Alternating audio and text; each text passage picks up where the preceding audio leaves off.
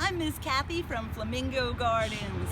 Welcome back to Explore Outdoors While Stuck Indoors, where we explore Flamingo Gardens A to Z in search of animals, plants, and trees that begin with the letter of the day. Today's letter is the letter Q. That's quite a nice letter.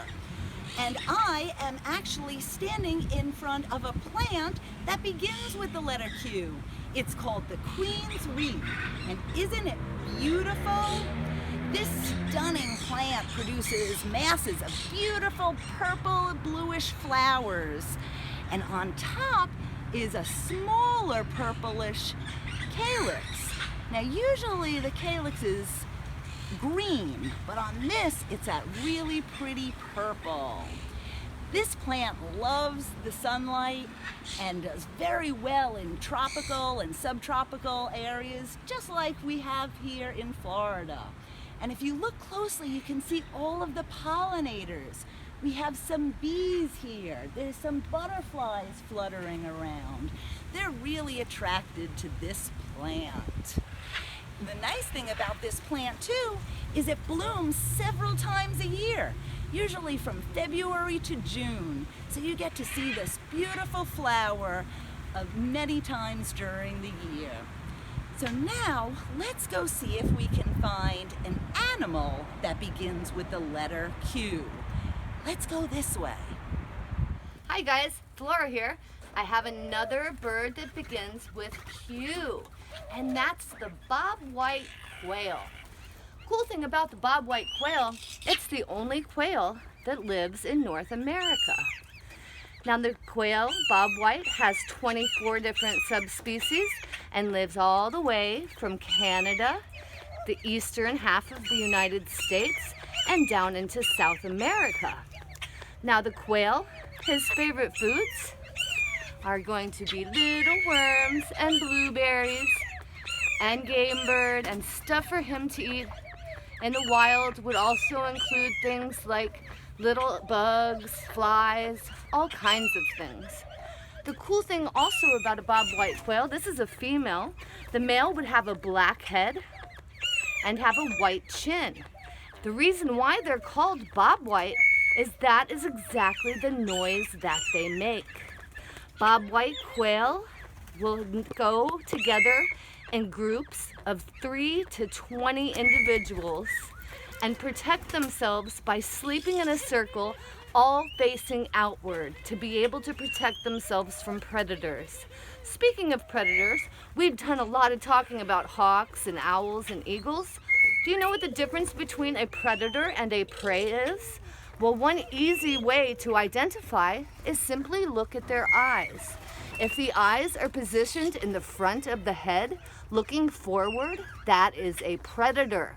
If the eyes are on the side of the head, like the quail, that is prey. That's because the prey species has to be able to look from both sides of his head, whereas the predator animal looks straight ahead to be able to find the prey. Pretty cool, huh? Now, bobwhite quails, they used to be very plentiful. Unfortunately, we have had a lot of them disappear out in the wild, and we're not really sure why. We believe most likely that's due to habitat loss. And that's why it's very important for us to preserve native spaces, open spaces, thank you, and for us to protect our environment. Because even though quail are prey, every single animal on this planet is important. Q is for quarantine. I'm sure you all know what quarantine means since you are practicing social distancing and self-isolating at home in order to keep everyone healthy. I know it's hard not seeing your friends right now, but it's very important and you guys are doing a great job. Well, when animals come to Flamingo Gardens, injured or imprinted, they first have to be quarantined. We're in front of the quarantine area, but we're not going to go in. We're also going to be very quiet. When animals first come here, they need to be quarantined so that we make sure that if they have any diseases, that they don't spread them to the other animals here. They get to rest and heal, and once they're better, if they are healthy enough to survive on their own, we will release them or set them free so they can be free in the wild.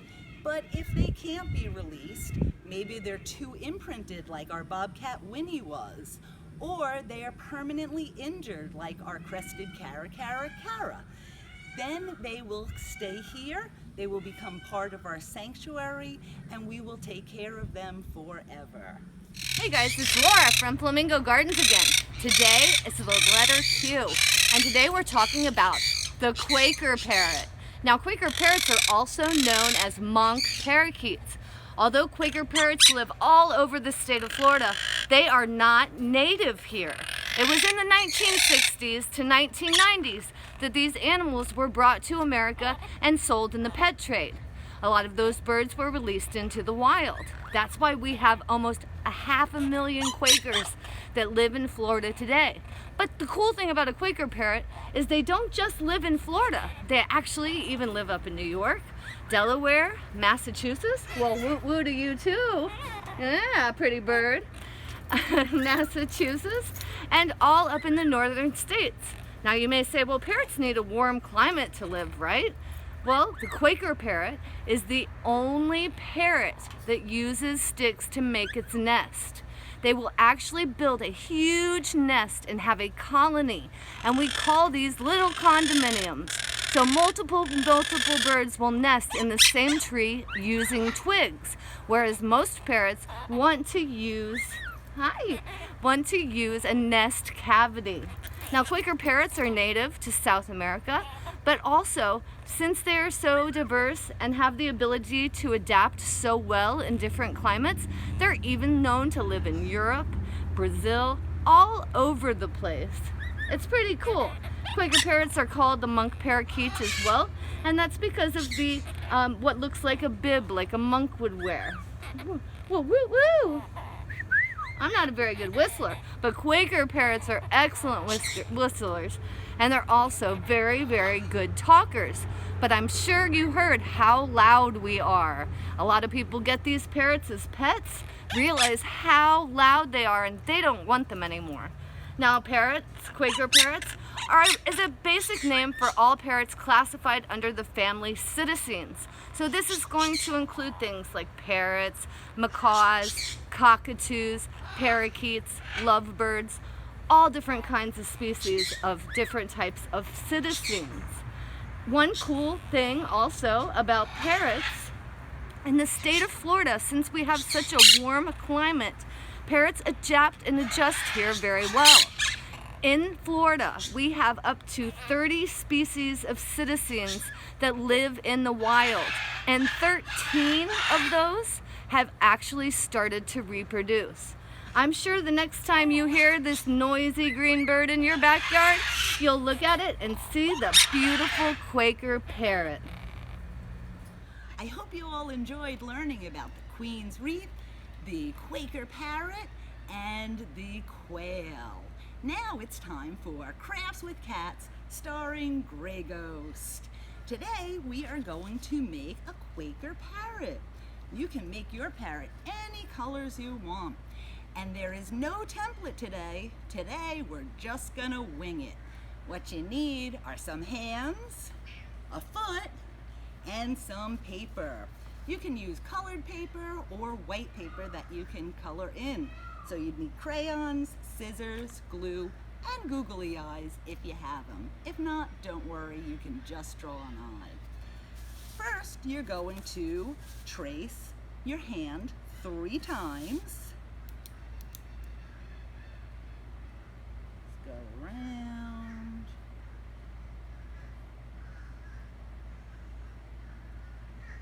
And you can trace these on any color paper you want. Remember, this is your Quaker Parrot, and however you want it to look is how it should be. You're also going to trace your foot. Now, after you're done tracing them, you're going to cut them out. The foot is going to be your body, and the hands are going to be the wings and feathers. So I'm going to have a blue body and some a pink wing, yellow, and green feathers. Also, you're going to want to take a little bit of a triangle to cut out the beak. You can use the corner and just make it curve a little bit at the end. And there you have your beak.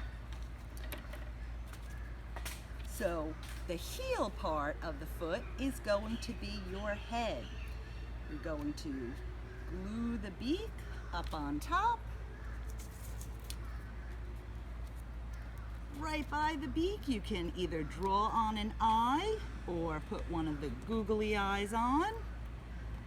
And then you're going to put some feathers on.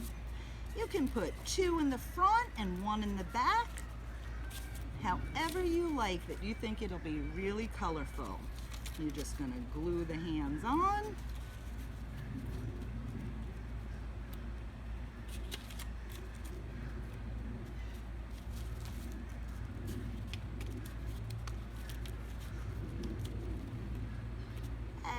Was easy. Now you have your Quaker Parrot. Remember, you can take pictures of your crafts and share it with us online so we get to see what you're doing while you're stuck indoors. You can also visit us at flamingogardens.org. Click on the Education tab for Explore Outdoors while stuck indoors. Or you can visit us at Facebook, Instagram, or YouTube at Flamingo Gardens. I hope you had fun today, and please come back tomorrow when we will be looking through the gardens for animals, plants, and trees that begin with the letter R. Start thinking about different things around the gardens that begin with the letter R, and we will see you tomorrow. Have a great day.